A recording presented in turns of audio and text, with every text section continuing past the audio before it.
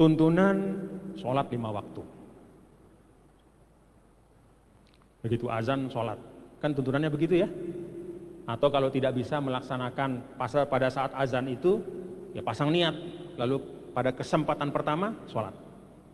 Kalau tidak memungkinkan. Lalu karena azan, misalnya nih, lagi di jalan tol, Allah dari radio, sudah berhenti mobil itu tengah jalan tol.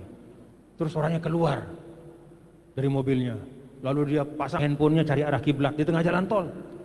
Lalu terus dia pasang sajadah, Allahu Akbar.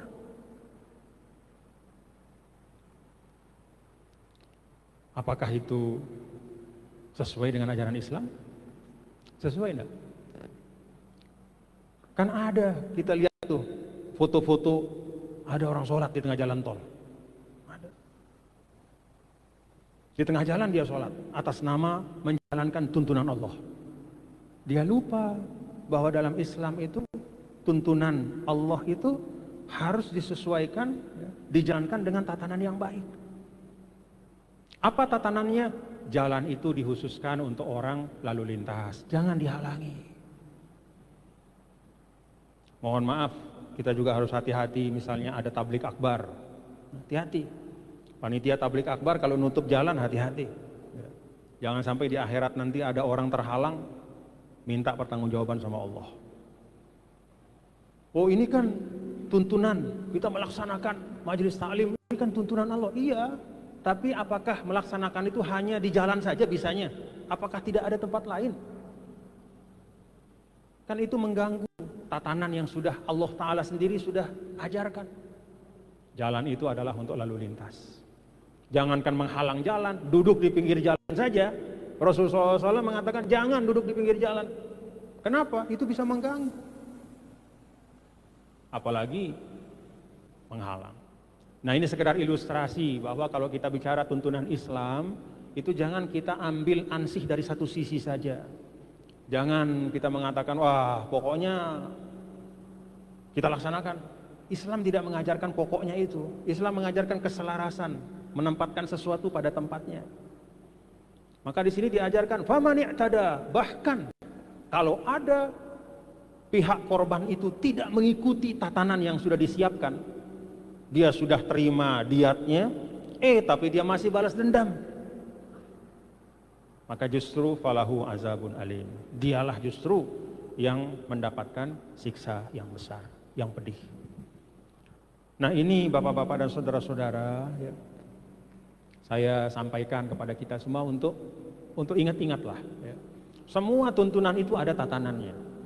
Kalau misalnya Allah Ta'ala mengatakan wakabbirhu takbiro, bertakbirlah kalian, ya, maka mengucapkan Allahu Akbar, ya itu memang syariat, itu memang perintah agama, tapi ada tempatnya. Jangan sampai kita takbir bukan karena Allah, tapi membesarkan diri kita. Takbir buat nakut-nakutin orang. Kan takbir itu bukan buat nakut-nakutin orang. Takbir itu kan untuk membesarkan Allah Ta'ala, membesarkan asma Allah, mengagungkan Allah, bukan mengagungkan kelompok kita, bukan nakut-nakutin orang, bukan supaya kita terlihat hebat. Hati-hati. Dan ini berlaku untuk banyak hal lah ya. Misalnya dalam Al-Quran Allah Ta'ala faqra'u ma tayassara minal Qur'an, bacalah Al-Quran itu apa yang kamu bisa. Kita disuruh banyak-banyak baca Al-Quran, makanya kita baca, tapi ada tatanannya, ada caranya. Maka di dalam di dalam kitab misalnya At-Tibyan fi Adab Hamalatil Quran, di situ Imam Nawawi mengajarkan tentang bagaimana tatanan kita membaca Al-Quran yang baik, supaya ketika kita melaksanakan tuntunan membaca Al-Quran, kita benar-benar mendapatkan keberkahan dan kebaikannya. Itu hal yang ketiga yang bisa kita ambil, dan banyak hal yang lain lagi ya. Nah kemudian yang keempat ini yang bisa kita ambil, dzalika takhfifum mir rabbikum wa rahmah. Nah, Allah Subhanahu wa Ta'ala itu mengajarkan kita untuk bersikap adil, maka disyariatkanlah kisos. Ambil nyawa satu orang, Anda harus bayar dengan nyawa satu orang. Anda katakanlah merusak mata orang, Anda juga harus bayar. Kalau dimaafkan, ya bayar diat. Diat 1 mata, 2 mata. Kalau 1 mata itu 50 onta. Kalau 2 mata itu sama seperti menghilangkan 1 nyawa, 100 onta. Jari juga, jari itu ada hitungan-hitungannya. Ya. Gigi juga ada. Itu gigi ada hitungannya. 1 gigi patah misalnya bayar 5 onta dan seterusnya. Ya. Nah, ada bagian ini yang keempat yang kita bisa ambilnya. Dzalika takhfifum mir rabbikum wa rahmah. Itu ya. Maksud itu adalah maksudnya adalah memberikan maaf, membayar diat dan tidak dikisos. Takhfifum mir rabbikum wa rahmah. Itu adalah satu bentuk keringanan dan kasih sayang Allah. Apa yang kita ambil dari bagian ayat ini? Sayyidina Anas Ibnu Malik radhiyallahu anhu, ya, kalau saya tidak salah dalam sebuah hadis mengatakan, menceritakan, kalau nanti dicek ya, bahwa ma rufi'a ila Rasulillah sallallahu alaihi wasallam syai'un minal qisas illa amara fihi bil afwi. Nabi sallallahu alaihi wasallam itu tidak pernah dihadapkan masalah yang terkait dengan kisos kecuali Nabi amara bil afwi. Nabi mengajak untuk memaafkan. Jadi ketika ada datang misalnya kasus pembunuhan, Nabi tidak serta-merta, oke, sip, kisos. Ini dia sengaja bunuh, sudah ada buktinya, ya sudah ada saksinya, udah. Kalaupun tidak ada bukti, tidak ada saksi, tapi dia mengaku, sudah, langsung kisos. Nggak begitu Nabi. Tapi Nabi memanggil keluarga korban. Gimana Pak? Mungkin dia khilaf. Ya namanya manusia. Berkenan dimaafkan Pak? Nggak usah dikisos ya. Udah, kita suruh dia bayar diat saja. Itulah Nabi kita, Nabi besar Muhammad SAW. Jadi Nabi di dalam hal yang terkait dengan kasus-kasus ya, kejahatan-kejahatan, bahkan kejahatan yang sangat berat sekalipun, itu Nabi mengedepankan ya, mengedepankan semangat untuk memaafkan. Tentu dengan membayar diat ya. Itu dalam hal membunuh, apalagi dalam hal-hal yang kecil-kecil. Saling-saling nyerep-nyerep bahasa kita tuh. Ya, jalan-jalan saling lihat, apa? Oh, langsung tonjok. Jangan begitulah, ya. Yuk kita saling berlapang-lapang. Kalau ada masalah gara-gara hal sepele, mari duduk bersama. Pakai filosofi beruga. Kenapa kita dibikinkan beruga oleh orang-orang dulu? Kan beruga itu melambangkan penyelesaian masalah yang baik. Beruga itu ada 4 tiangnya.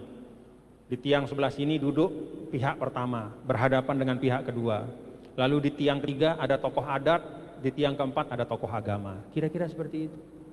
Jadi tiang beruga itu juga mencerminkan atau menggambarkan ya, bagaimana kita menyelesaikan masalah-masalah dengan bermusyawarah. Jangan main otot, jangan main keras-kerasan. Kalau bisa saling memaafkan, maka kita saling memaafkan. Maka maqam yang lebih tinggi dari maqamul adl huwa maqamul ihsan. Kalau keadilan itu membalas kejahatan dengan kejahatan, kalau ihsan itu adalah merespon sesuatu yang buruk dengan hal yang baik. Ada orang mengumpat, ya udah maafinlah. Selama itu menyangkut hal pribadi kita maafkan. Sudahlah. Kecuali kalau menyangkut hal-hal yang sifatnya fundamen, ya misalnya ada orang mencerca agama, nggak boleh juga begitu mencerca agama, udah maafkan, nggak boleh begitu. Adukan dia ke polisi, ya, supaya dia dihukum. Tapi kalau hal-hal pribadi, ya, dan saya sering mengalami itu, ya sudah. Itu namanya orang bersedekah min haitsu la yahtasib. Bahkan kalau Imam Hasan Basri dulu dalam kisah ada orang datang kepada beliau, Syekh, itu saya baru dari rumahnya si A. Wah, dia mengumpat-umpat Anda. Kaget Imam Hasan Basri langsung berdiri. Tamunya kaget. Dikira Imam Hasan Basri mau ngamuk. Ternyata dia langsung pergi ke dapur. Nanya sama orang di dapur, ada korma enggak? Kata orang di dapur, masih ada sekantong sini. Dia ambil sekantong korma, dikasih kepada tamunya. Nih, korma dari saya. Pergi ke orang yang mengumpat saya itu. Sampaikan, ini hadiah saya untuk dia. Karena dia sudah menghadiahkan pahalanya untuk saya. Jadi kalau hal-hal pribadi itu, ya itulah min haitsu la yahtasib. Kita tentu tidak mau dicela, tidak mau diumpat, tidak mau dihujat. Tapi kalau ada yang melakukan itu tanpa ada sesuatu yang sebenarnya kita lakukan, ya pokoknya orang marah saja, ya sudah, itu berarti min haitsu la yahtasib. Dia bersedekah kepada kita. Ya. Tidak pernah kita minta, tidak pernah kita harapkan, tapi dia bersedekah. Nah, hal yang keempat ini penting bapak-bapak, saudara-saudara, karena semakin banyak manusia pasti semakin banyak masalah. Ya. Jangankan antara kita dengan orang lain, bahkan dalam satu keluarga, ya, itu bisa terjadi masalah. Maka mari kita bawa semangat ini. Zalika takhfifum mir rabbikum wa rahmah. Kita ingat bagian ayat ini. Kalau kita lagi marah sama orang, zalika takhfifum mir rabbikum wa rahmah. Ya udah, saling memaafkanlah. Ya. Karena kan Allah Subhanahu wa taala itu suka, ya. Kalau dalam sebuah hadis, takhallaqu bi akhlaqillah. Kalau bisa kita coba tiru akhlaknya Allah, gitu. Jadi kalau Allah Maha Pemaaf, kita cobalah jadi orang pemaaf. Ya. Karena dengan kita meniru, ya, berusaha mengikuti sifat Allah, ya, tentu artinya tidak mungkin pasti sama, ya. Tapi sekedar istilahnya, kalau Allah Maha Pemaaf, kita meniru sifat itu. Kalau Allah Maha Pemurah, kita meniru sifat itu. Insya Allah kita dapat kebaikan. Jangankan meniru sifat Allah, meniru sifat orang alim saja.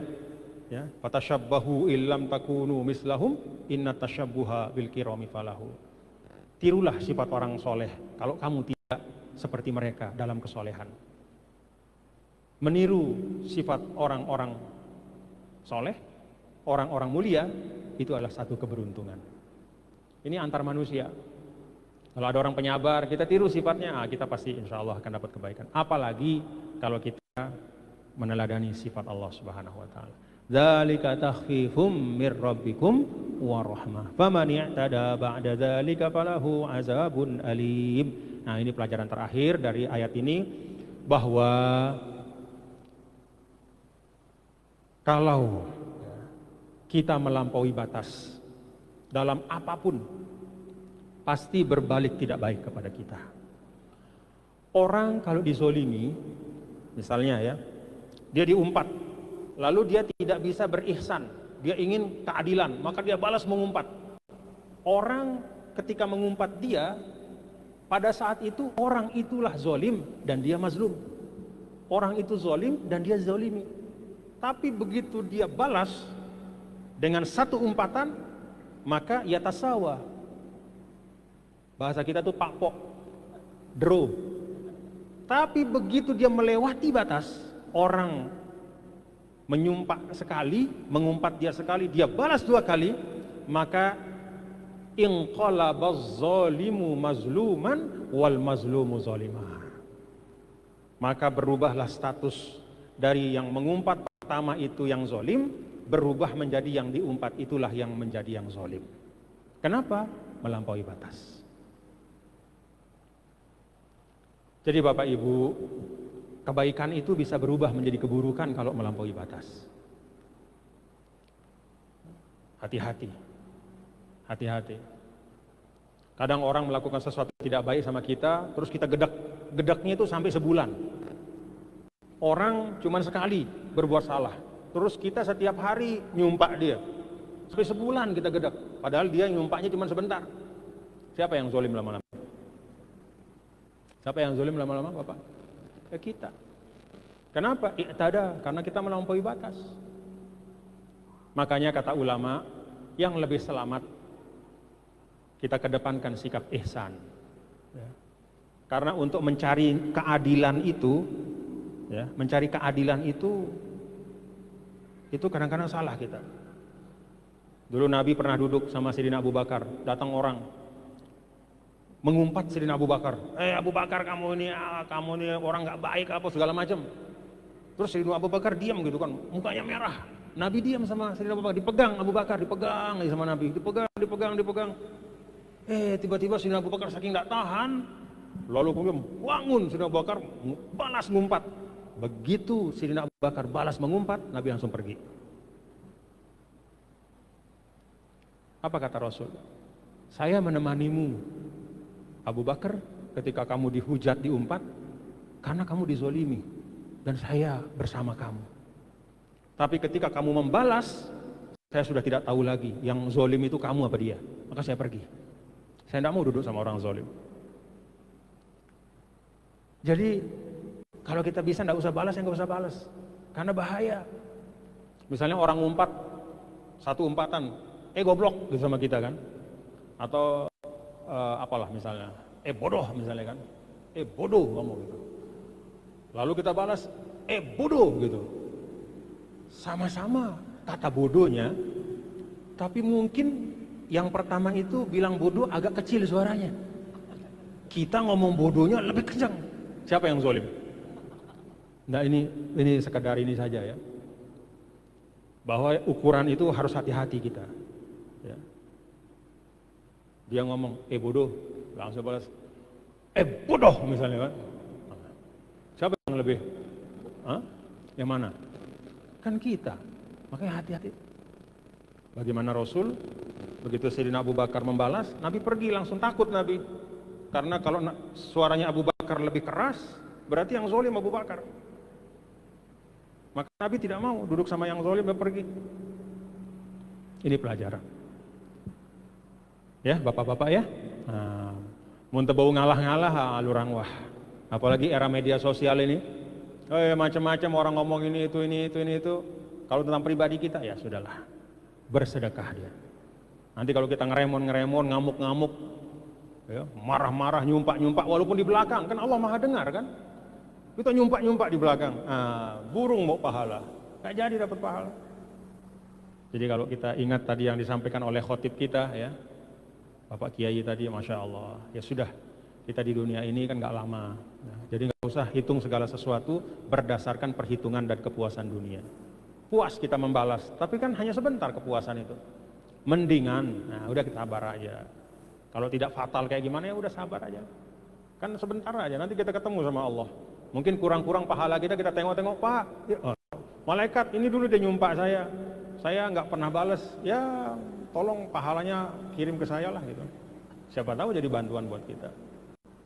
Faman i'tada ba'da dzalika falahu azabun alim. Segala sesuatu ada batasannya, maka janganlah melampaui batas.